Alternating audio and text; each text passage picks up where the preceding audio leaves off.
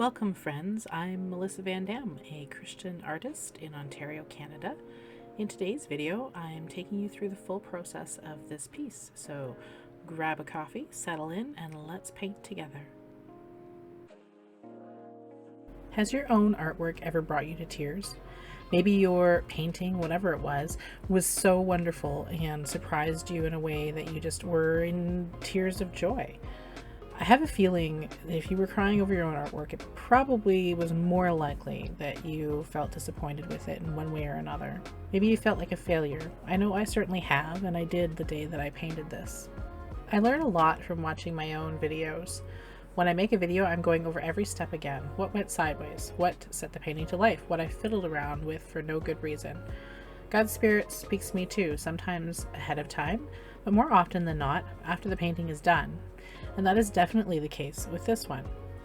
On the first painting, I spent over an hour and then I ripped it up. I just wasn't happy with it. I had an amazing idea, connected with something that inspired me many years ago, and I was really happy with the sketch. Yay me! I dove in thinking this isn't going to even take me as long as normal. This is so my wheelhouse. I rock! I'm awesome! Well, I think God had other plans for me and my overconfidence. Initially, I felt embarrassed, defeated, like a failure when I did the first painting. So I thought I'd make the best of it, at least, and add a shock value rip-up scene to my video. And then I stepped back, now afraid I couldn't do the painting. I started again. I took a breath, and I approached it differently. Another hour later, I had something I was happy with. I made the process video and got to picking the music. That's when the Spirit spoke to me through none other than John Cleese. Yes, John Cleese of Monty Python and the Flying Circus, among many other things. In his video that I used the audio from, he talks about how the fear of making a mistake is the enemy of creativity, and creativity is the ability to play and be okay with whatever happens. There are no mistakes when you're being creative. I learned that I didn't fail, except that I failed to see that play and experimenting is 100% the creative process. When you're being creative, whether it's good or bad, you can't fail. So make art, make beautiful art, make ugly art, make good art, make bad art. Just make art. The prompt for this painting was a lake, and it's day 89 of 100 days of painting. So far in this video, you've seen me lay down the sky, the underpainting for the sky, which was done wet on wet in a beautiful color called opera pink. This is such a vibrant pink. And you've seen me put in the initial layer for the trees, which looks like a gray, but it's actually a chromatic gray that I made with a viridian green and a magenta color to mix that gray. Once I had that misty pink background of the sky, I went in and added some wet on dry areas of pink and purple, and then blended out the edges with a damp, clean brush. I then went in with some dark blue, defined the edges of the clouds, and you can see me building up the layers in the sky.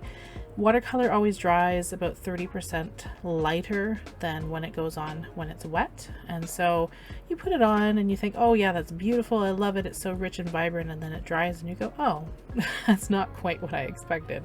And then you do it again and you add another layer. So I've just gone in and I also added some green on top of the gray to give the trees a bit of a green tinge. I wanted them to be silhouette-like, but I didn't want them to be lifeless. In the very background, the trees or the horizon line on the other side of the lake is a lot farther away. There's a lot more atmosphere between us and the other side of the lake, so it doesn't have as much color. As things get further away, they have less contrast and less vibrancy in their colors. They're duller, maybe a little bit more on the blue side if it's during the day. So you can see me putting in the mirrored colors of the sky. From the bottom of the sky, we have yellow, pink, purple, and then blue at the top. So in the lake reflection, I've done yellow, pink, purple, and blue at the bottom. I'm not using a whole lot of detail, I'm just mirroring the general colors as the underpainting for the water reflection. When you work wet on wet, you have a bit of time to drop in more colors and just work with where the colors are placed. The paints will move around a little bit on you, and that's where I feel like watercolor becomes a little bit of a conversation.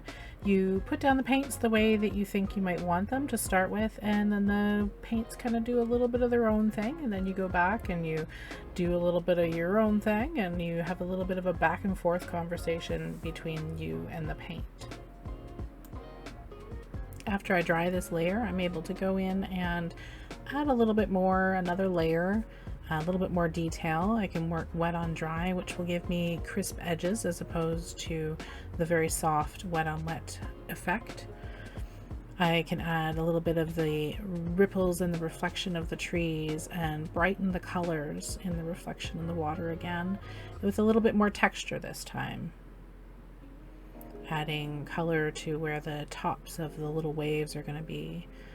And then when this layer gets dry, which I'm going to do with the hairdryer, then I can go in and add a little bit more of the shadows of the waves, which will be blue. Then when I'm ready, I can go in and add the dock.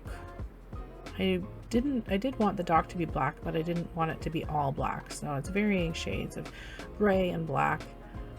Unlike the trees, for the dock itself and the silhouette of the person, they are true black. The trees, as I mentioned before, are chromatic black.